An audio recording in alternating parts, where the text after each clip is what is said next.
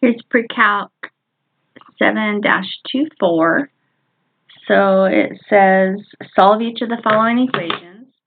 So this is just a little bit of algebra. So I would want to get x by itself. So divide both sides by 15.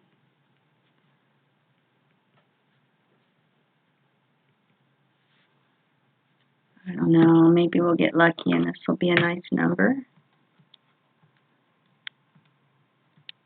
Not a nice number. So I'm just going to leave it as 10 over 3.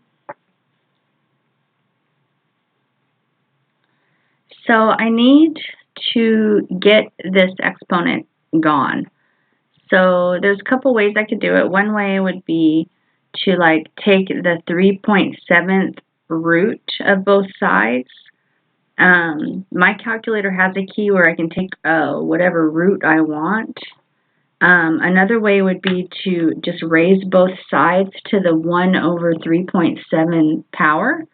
I'm going to do it that way just because I'm not sure what calculator you guys are using. So if I raise this to the 1 over 3.7th power and I multiply these together, I'm going to get 1, or I'm going to get x minus 2 raised to the first power. And then this is raised to the 1 over 3.7th power. So I'm going to leave it like that for a second.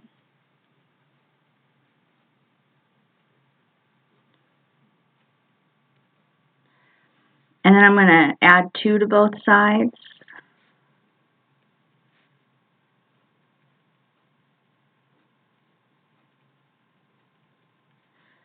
So the question is, can I raise this to the power? I know I can. I can raise anything to any power by pushing this key. And then I'm just going to go 1 divided by 3.7. Okay, so I got 1.384, I guess I'll call it. Well, I'll just leave it in my calculator, and then I see that I can just add the 2 to it. So it's 3.38.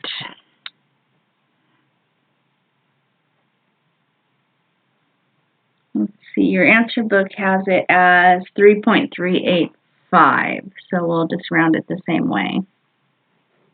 Okay, there's that one. So the next one is you're still going to solve for x. So I think you should divide both sides by 3.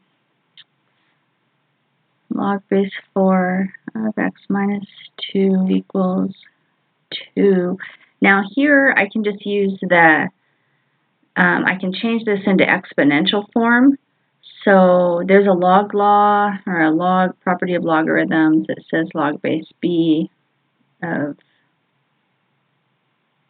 I don't know, x equals y. I could write that, I could rewrite that as b to the y equals x. That's just one of our properties of exponents that you have. So in this case, it's going to be 4 squared equals x minus 2. And then if I add 2 to both sides, well, 4 squared is 16, plus 2 equals x. So I got 18. X is 18. Is that right? Yes. And then the next one, this is another, you have to use the properties of logarithms. So there's another property of logarithms that says log base b, I'm going to use m and n.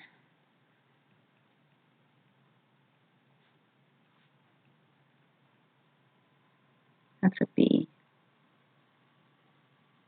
Okay, so that's another property of logarithms. So I'm going to use that one right here. I have a subtraction, so that means I'm going to have a division. So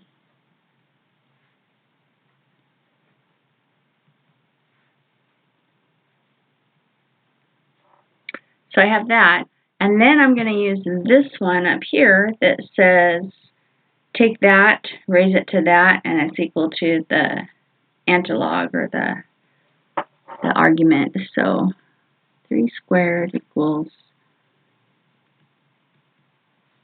so 9 equals x over x minus 2. You know me, I like to use cross products. Otherwise, you can think of it as multiplying both sides by x minus 2 to get x out of the denominator. So 9, there we go, like that, and go like this. 9x minus 18. So, I don't know, I guess subtract 9x on both sides.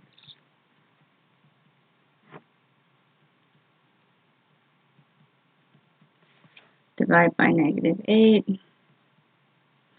So x equals, let's see, 18 divided by 8. So that would be 9/4, I think. Let's look and make sure. Yep. Okay, so that's 7-2.